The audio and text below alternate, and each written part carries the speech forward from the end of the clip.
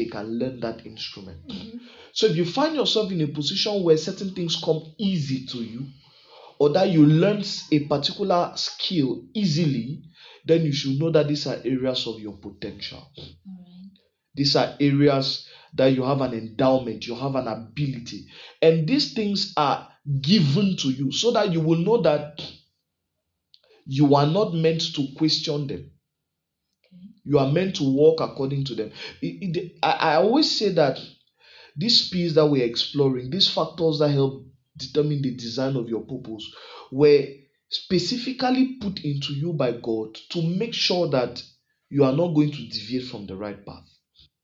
Like somebody who is a talkative by nature, you don't expect that person to be in a career where that person doesn't have to talk. That person will be the most frustrated person, and the person will never deliver in that career. Because it goes against the person's nature.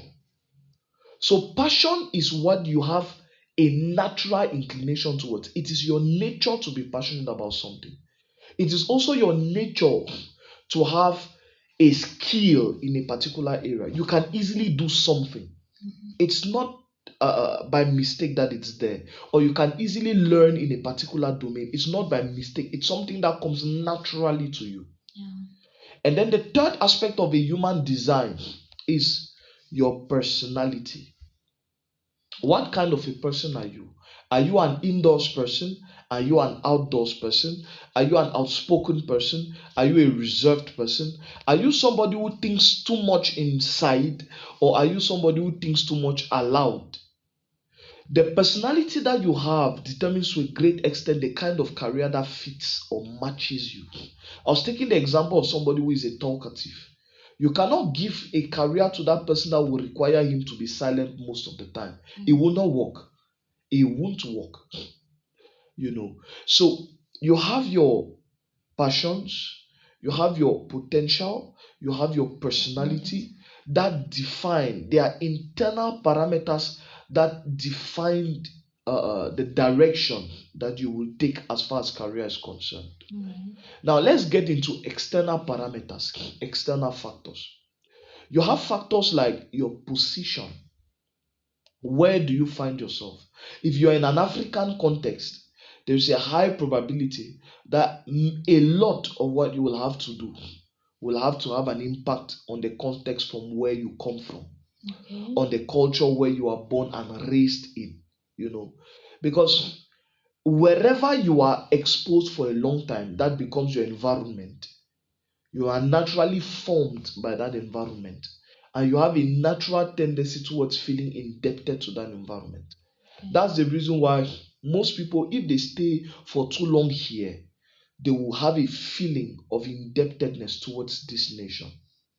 If you take the same child and allow him to be born in the US, and he's grown up there for a long time, he'll have a natural tendency towards indebtedness in the US. Why? Because your position is a betrayer in a certain sense of what you are called to do. When you see people who have suffered for too long in an African context, you would develop a spirit towards wanting to help Africans and wanting to deliver Africans from colonialism. And this is simply because of the fact that you are born here. Your position has defined the kind of future you want to build. But if you were born in the US, it will be difficult for you to see things otherwise. So your position is an external parameter that helps guide you in the determination of your purpose. Number one. Number two is the pains you have gone through. The pains you have gone through can give you a strong motivation for the future, particularly preventing others from experiencing that kind of a pain. And so if you are somebody who has grown up in a home that you have been abused verbally, emotionally, and even sexually by people who were around you, you will have a strong inclination when growing up to want to avoid people going through that traumatic experience. And that is going to define your purpose. So you should be careful about the things that you easily get upset about, or the things that gives you a lot of pain, about. Because these things are a pointer to what you are supposed to solve. If among all the problems that you have seen in this world, there's one particular problem that whenever that problem is mentioned, you are always upset about why the problem is there. You are upset about the consequences of the problem. You are upset about the fact that it seems as though nobody is doing anything about the problem, or that the efforts of people are insufficient to solve the problem. It is a, an indirect communication that you are meant to address that problem, or to bring your own contribution to the solution of that problem. So the pains you go through. The next external factor is the parental legacy that you receive.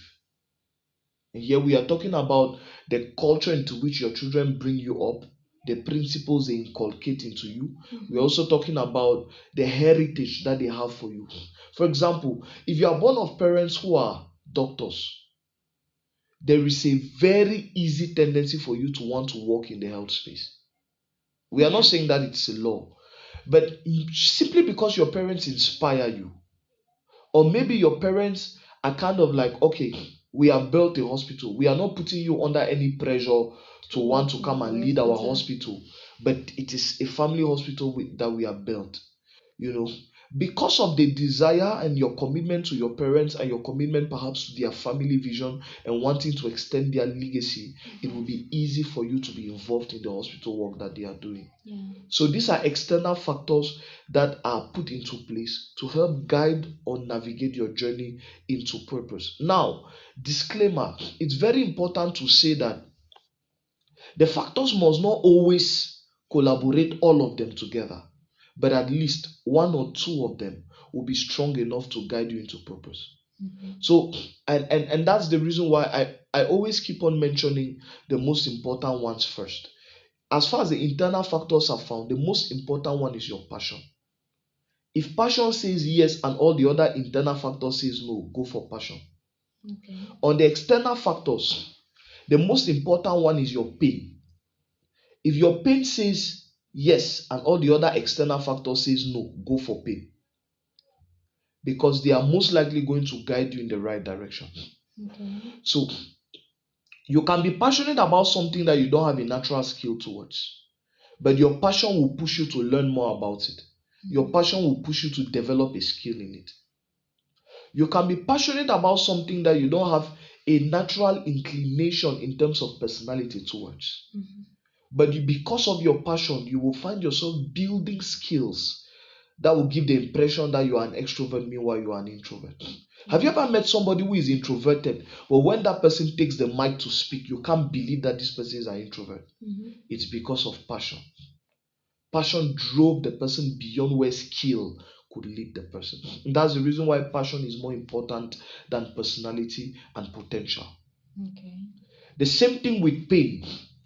The things that you are naturally pained about, you will realize that even if you are an introvert, when you are talking about it, somebody will feel your pain. Because pain is strong.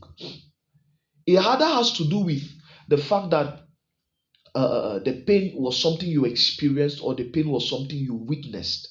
You will naturally find a way to express that pain that is very strong, whether it is in quietness. Have you ever seen somebody who talks too much, but when the person has been wounded, the person is silent in a way that you can't believe that is the person that you know?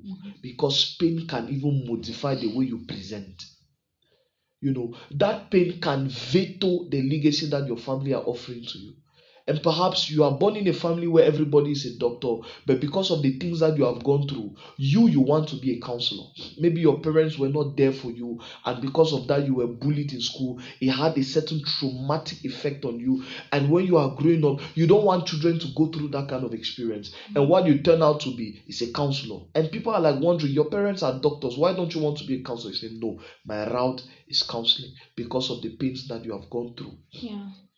And so, stick to these first two elements, passion and pain. Passion being an internal attraction towards something, and pain being a result, an experience, or let me say, a response to the things that you have experienced, or the things that you have witnessed that you don't want others to experience.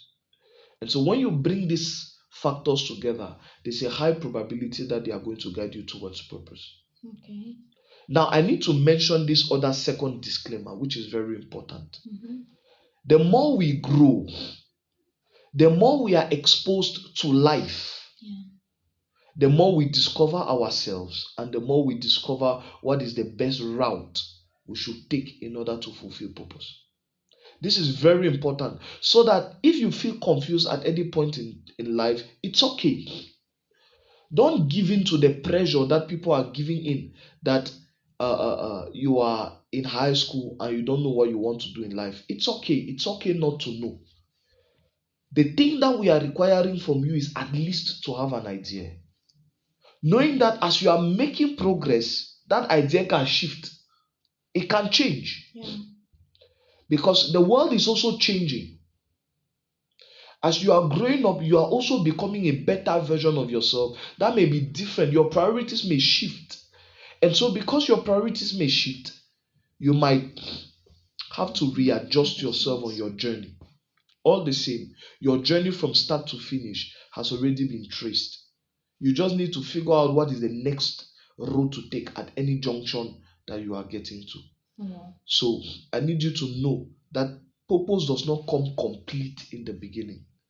You will start the journey, and the more you go ahead, the more you will see the best road to fit, because there are many junctions along the road. Okay. And so you start by saying you want to become a medical doctor, get into medical practice like myself, and you start working, and then you realize that the best way you can actually, with that passion that you had for health, it was not really about treating people in the hospital, but it was more about mobilizing resources. No, now I now want to become minister of health. When you get to become minister of health, after seeing many people suffering, and it's not even that the healthcare is not optimal, it's that people don't have money. You now decide that no, I want to become president of this country. That's how purpose is. Okay. Purpose gets unfolded with time, it becomes clear with time. So it's okay for you to not have the full picture in one moment. It's okay. Don't be frustrated by that. And I tell you the truth, most of the people who are pressuring you into having a full picture now, most of them, they are going to shift and adjust their minds with time. I promise you, it's a matter of time. Because I used to be one of them. And so, because of the experience that life has taught me, I can tell you for sure that you are not going to get all the answers in one go. Okay. But have an idea from what we have discussed today. Know what are your passions, know what are your potentials, know what is your personality, know what are the things that bring you a lot of pain or that have brought you a lot of pain. Know what is your parental legacy, know the context in which you live, and try to harmonize all these things about yourself in order to come out with the kind of person you would like to be in the future. Yeah. I suppose that after the break, we'll talk more about what the world needs, and we'll conclude on this episode. Wow, thank you very much, Doctor. And dear listeners, I hope you have been gaining value and you have been gaining knowledge as far as the topic of discovering your vision or your dream and your purpose is concerned. We're going to be having a short break.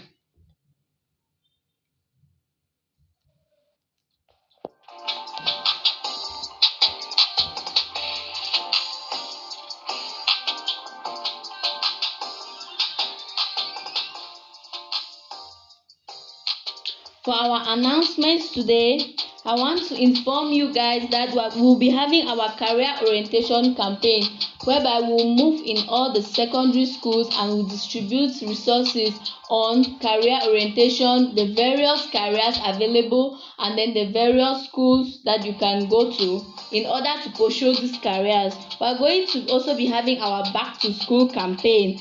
And lastly, the CEO of Dream Reality Incubator will be live on Abakwa TV on Wednesday to tell us more about this organization, Dream Reality Incubator. Thank you.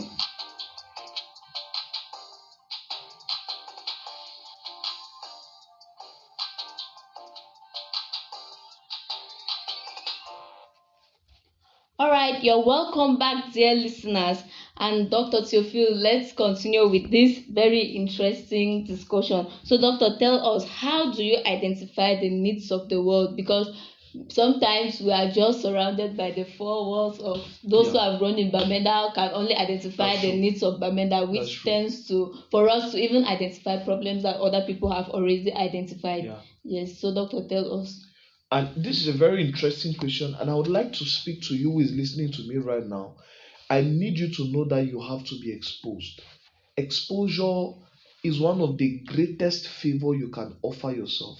That's the reason why traveling is important. You don't just travel because you have something to do in the place that you want to travel. You travel because you want to experience new cultures, new contexts, and you want to know how things are different in those places. I tell you the truth, exposure is going to sharpen your choice and your perspectives of the world. Now, you need to know what is going on in the world in order to know how to meet the world's needs. That's the reason why searching for information, reading books is very, very important. Okay. Now, once you have been able to identify your vision, remember in the first episode, we said that vision is about a need that you see, a problem that can be solved. It's not about the person you should become. Yes. And so, look around you.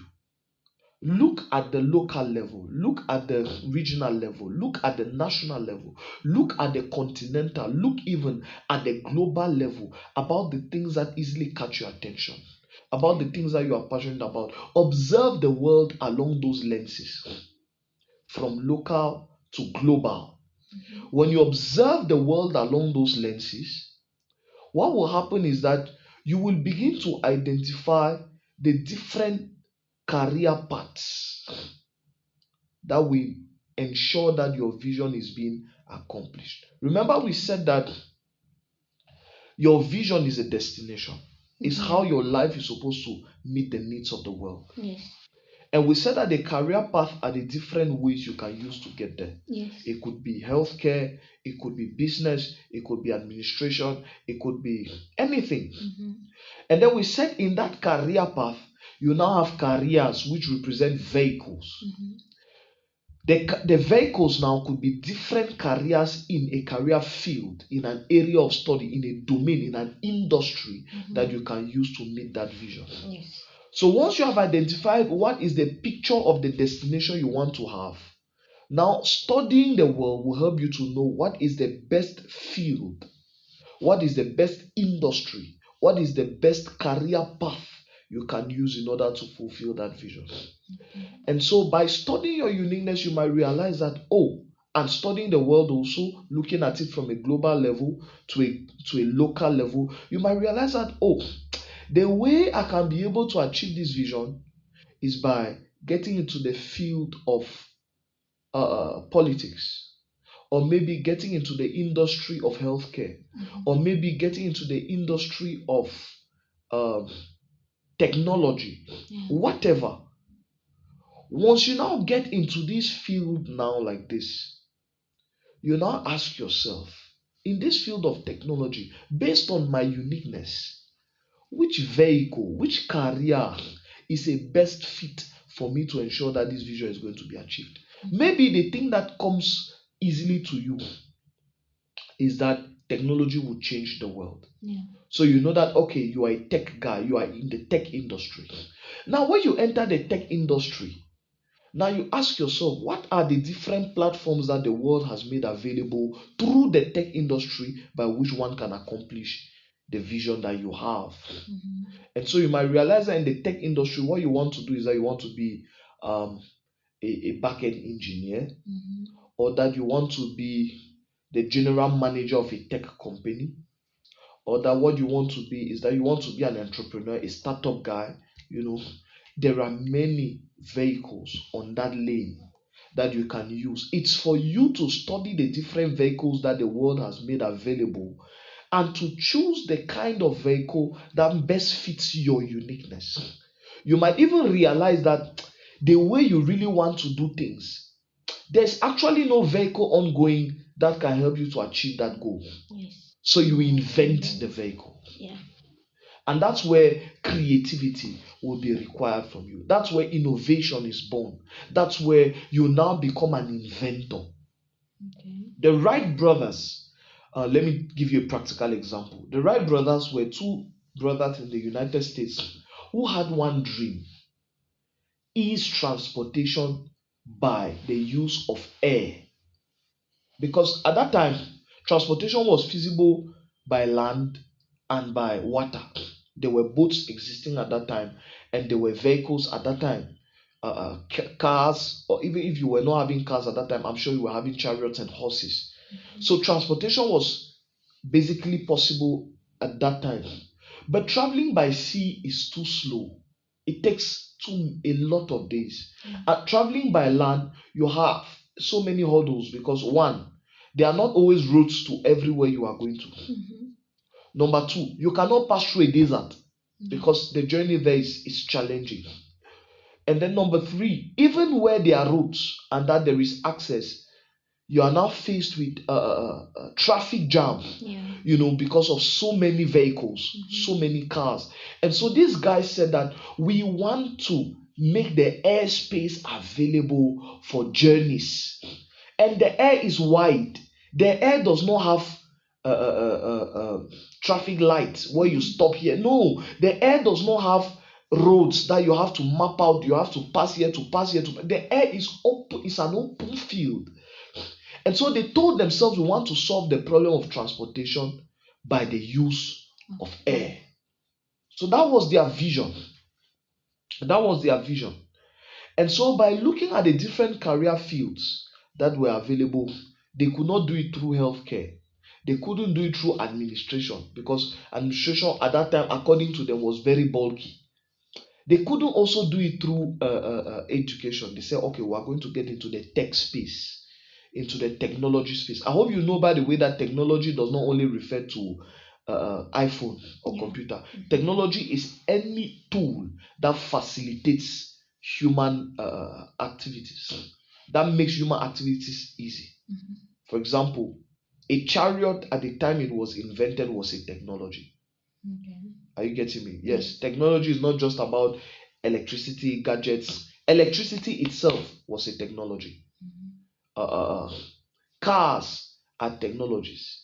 A lamp, a bush lamp that we use in the bush is a technology because it was used to facilitate human activities. So that's what you call a technology. So this guy says that, okay, they are going to get into the tech space. So the Wright brothers, WRIGHT, Wright brothers, you can check that out on internet to know their story. Once they get into the tech space, they say, okay, what we are going to do, because we don't have an automobile, we don't have an aviation engineer. We have automobile engineers, but we don't have an aviation engineer. So we are the first people to start it. So what they did was that they chose the career of automobile engineer first, in order for them to understand how to move engines and move systems and stuff like that. And so when they learned a lot in the space of mechanics, in the space of motion, how cars move, they now try to apply that knowledge to air. And if you have done physics, you understand what mechanics is all about. You know that it's all about translating potential energy into kinetic energy. So I've got you there. You remember some of your physics. So they decided to convert that form of energy, except that you are doing it on air and not on land. So starting as an automobile engineer, they now decided to make some trials by allowing a vehicle to go on land before now getting into the air. And that's how they made so many trials and got to a point where they were able to successfully send the first plane on air and successfully land it back on the ground. That was a great milestone achieved in the United States. Of course, it was in the United States. A great milestone achieved. And that's the reason why there's no nation in the world that has so many airplanes and so many airports like the US. There is none. There is absolutely none. except maybe you would compare it with China because of size. But if you talk about nations of similar size, there's absolutely none, because that's where the airplane was born. And so they got used to it. And can you imagine that they take airplanes for very short term distances? It's amazing. Yeah. So I'm showing you how the Wright brothers were able to discover what was the destination they wanted, the purpose, their vision.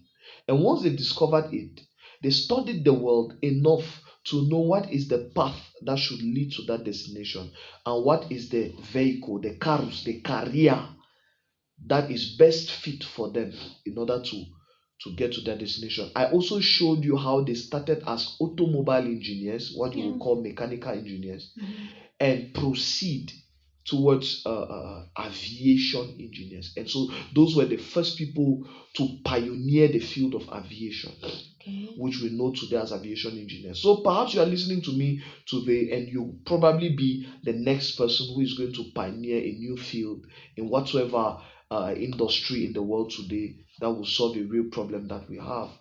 And so once you have been able to identify what's your vision for the world, something in the world you want to change or improve, and identify what the world needs, and what are the platforms that the world makes available in each industry to meet this need that you have or that you see, you now make a choice of a career.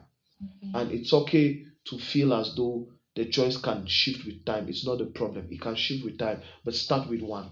And based on that choice, now you now know the kind of course you should study in the university, and the kind of university you should go to in order to kickstart that career. All right.